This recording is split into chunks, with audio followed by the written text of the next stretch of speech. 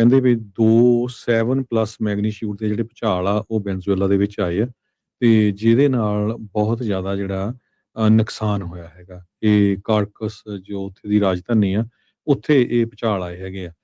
ਪਹਿਲਾ ਜਿਹੜਾ ਭੁਚਾਲ ਆਇਆ ਉਹ 7.2 ਮੈਗਨੀਚਿਊਡ ਦਾ ਸੀ, ਤੇ ਦੂਜਾ 7.5 ਮੈਗਨੀਚਿਊਡ ਦਾ। ਸੋ ਇਹ ਨਾਰਥ ਵੈਸਟ ਵੈਨੇਜ਼ੁਏਲਾ ਦੇ ਵਿੱਚ ਆਏ ਆ, according to US geological survey ਜੋ ਹੈਗਾ ਉਹਨਾਂ ਦੇ ਮੁਤਾਬਕ। ਕਹਿੰਦੇ ਵੀ ਹੈਵੀ ਡੈਮੇਜ ਹੋਇਆ ਵੈਨੇਜ਼ੁਏਲਾ ਦੀ ਕੈਪੀਟਲ ਕਾਰਕਾਸ ਦੇ ਵਿੱਚ।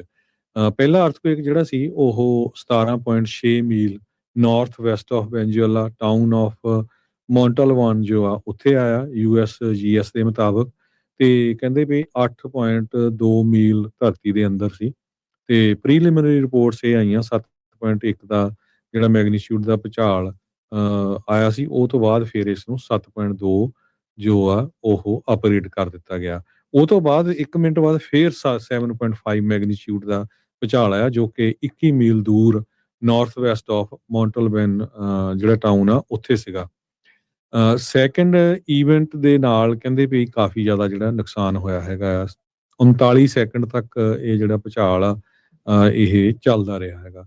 ਸੋ ਭੁਚਾਲ ਕਹਿੰਦੇ ਸਟਰੋਂਗੈਸਟ ਸੀਗਾ ਵੈਨੇਜ਼ੁਏਲਾ ਦੀ ਹਿਸਟਰੀ ਦੇ ਵਿੱਚ ਇਸ ਸੈਂਚਰੀ ਦੇ ਵਿੱਚ। ਜੇ 100 ਸਾਲਾਂ 'ਚ ਦੇਖਿਆ ਜਾਵੇ, ਸਭ ਤੋਂ ਤਕੜਾ ਜਿਹੜਾ ਭੁਚਾਲ ਆ ਉਹ ਵੈਨੇਜ਼ੁਏਲਾ ਦੇ ਵਿੱਚ ਆਇਆ। ਹੁਣ ਫੋਟੋਆਂ ਵੀ ਆਉਣੀਆਂ ਸ਼ੁਰੂ ਹੋਈਆਂ, ਕਈ ਬਿਲਡਿੰਗ ਜਿਹੜੀਆਂ ਆ ਡਿੱਗੀਆਂ ਹੋਈਆਂ ਦਿਸ ਰਹੀਆਂ ਹੈਗੀਆਂ। ਜੀ ਬਿਲਕੁਲ। ਸੋ ਕਾਫੀ ਨੁਕਸਾਨ ਜਿੱਦਾਂ ਤੁਸੀਂ ਦੱਸਿਆ ਵੀ ਉਹ ਹੋਣ ਦੇ ਆਸਾਰ ਆ, ਕਿਉਂਕਿ ਇਹ ਮੁੱਢਲੀਆਂ ਖਬਰਾਂ ਹੁੰਦੀਆਂ ਹਰਜੋਤ ਸਿੰਘ ਜੀ। ਇਹਦਾ ਜਿਹੜਾ ਅਸਲੀ ਮੁਆਇਨਾ ਤੇ ਜਾਇਜ਼ਾ ਜਿਹੜਾ ਆ ਉਹ ਕੁਛ ਵਕਤ ਬਾਅਦ ਹੀ ਪਤਾ ਲੱਗਦਾ ਆ ਵੀ ਕਿੰਨੀ ਕੁ ਜਿਹੜੀ ਉਹ ਵੱਡੀ ਸਮੱਸਿਆ ਜਿਹੜੀ ਉਹ ਓਵਰਆਲ ਬਣੀ ਆ।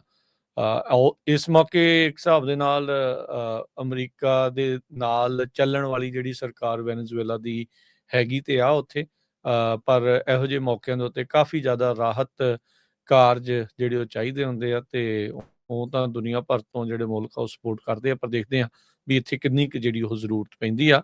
ਅੱਜ ਜਿੱਦਾਂ ਸਵੇਰੇ ਤੁਸੀਂ ਵੀ ਜ਼ਿਕਰ ਕੀਤਾ ਸੀ, ਇੱਕ ਹੋਰ ਭੁਚਾਲ ਆਪਾਂ ਨਦਰਨ ਕੈਲੀਫੋਰਨੀਆ ਦੇ ਵਿੱਚ 5.6 ਜਿਹੜੇ ਮੈਗਨੀਚਿਊਡ ਦਾ ਉਹ ਰਿਕਾਰਡ ਕੀਤਾ ਗਿਆ ਸੀਗਾ। ਸੋ ਅੱਜ ਹੀ ਜਿਹੜੇ 2 ਹੋਰ 7+ ਮੈਗਨੀਚਿਊਡ ਦੇ ਜਿਹੜੇ 2 ਜਿਹੜੇ ਭੁਚਾਲ ਆ ਉਹ ਵੈਨੇਜ਼ੁਏਲਾ ਦੇ ਕਰਾਕਸ ਜਿਹੜਾ ਉੱਥੇ ਦੀ ਰਾਜਧਾਨੀ ਆ ਉਸ ਦੇ ਇਰਦ ਗਿਰਦ ਵੈਨੇਜ਼ੁਏਲਾ ਦੇ ਵਿੱਚ ਉਹ ਰਿਪੋਰਟ ਜਿਹੜੇ ਹੋਏ ਆ। ਉਮੀਦ ਕਰਦੇ ਆ ਨੁਕਸਾਨ ਘੱਟ ਤੋਂ ਘੱਟ ਹੀ ਹੋਇਆ ਹੋਵੇ।